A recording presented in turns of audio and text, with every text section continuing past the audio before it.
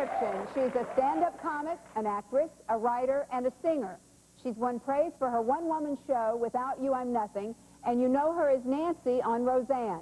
Let's take a look at her in action. Anyway, the restaurant is really nice. They stay open till midnight, and they have a really great salad bar. A salad bar? Well, obviously they're not from around here. This is a loose meat kind of a town. We are not some California tofu-eating Nordic tracking freaks that want to live past 50. They also have a clean kitchen, napkins on the table, and this weird sign in the bathroom that says all employees must wash their hands. I'm not making this up. Please welcome the one and only Sandra Bernhard.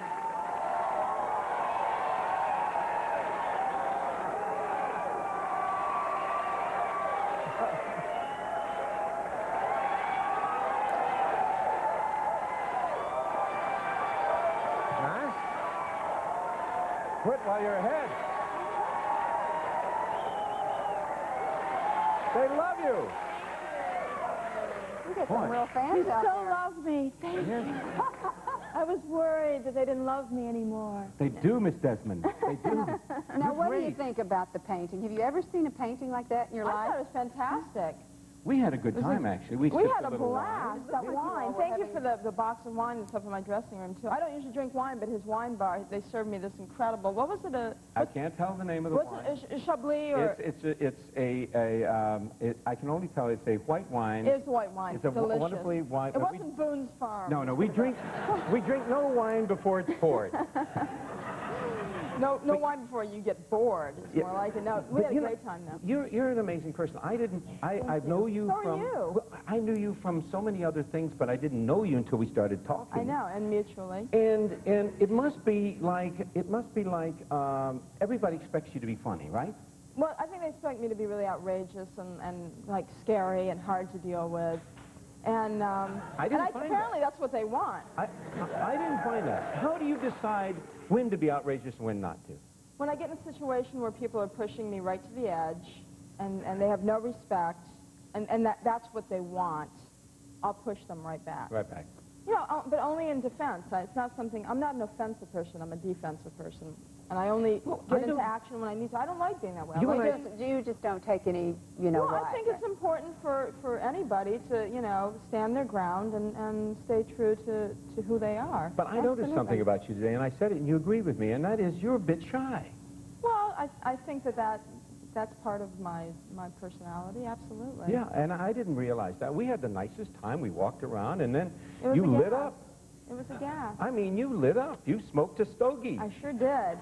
My head was spinning from the experience. My head was reeling.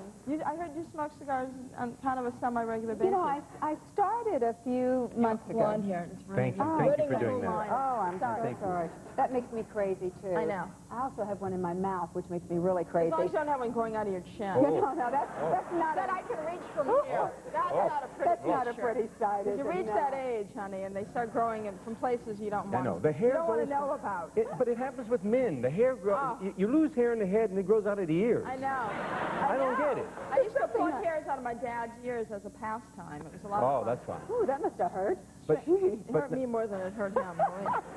He enjoyed it. Now, I read that you used to work, well, you started out in L.A. at the Comedy Store in the Improv, and that you had a day job as a manicurist. That's right.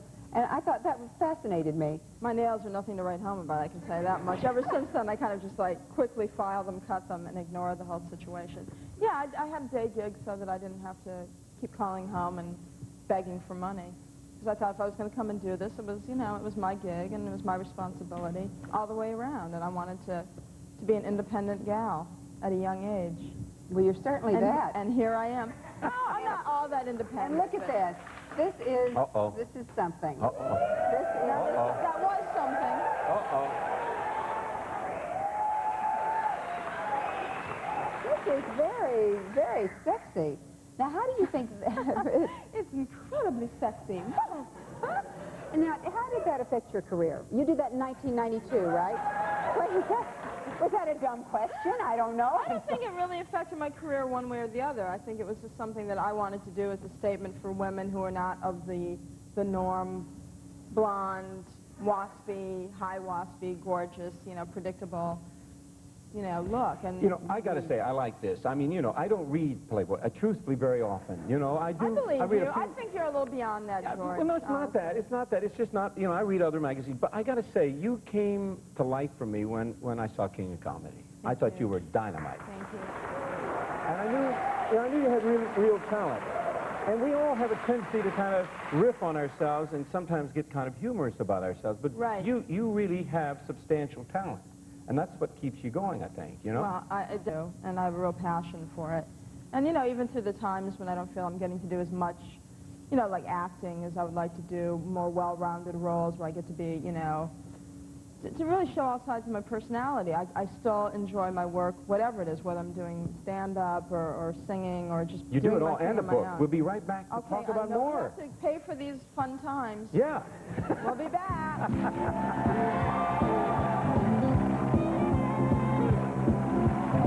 Next, we got Family Matters with Reginald Bell Johnson.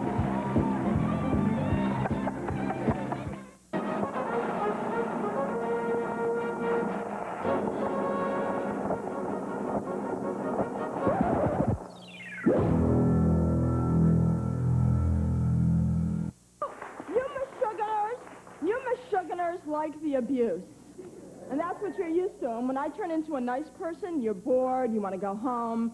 But when I'm here with a verbal whip and an abusive attitude and a bitchy edge, you love me. Am I not right? Look at you, you're a bunch of losers.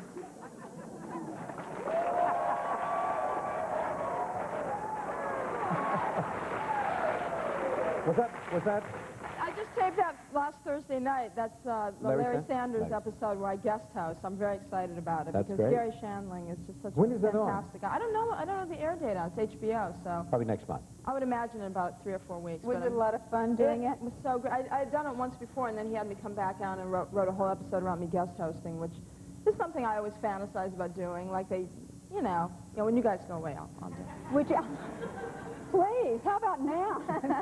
I think you're doing just fine. Now, you've written a book, or 2 books, I have and 2 books. you're about to write another, or is... Well, I'm always in the process of, What- compiling stuff for another book. what do you say in a book that you can't say in your work?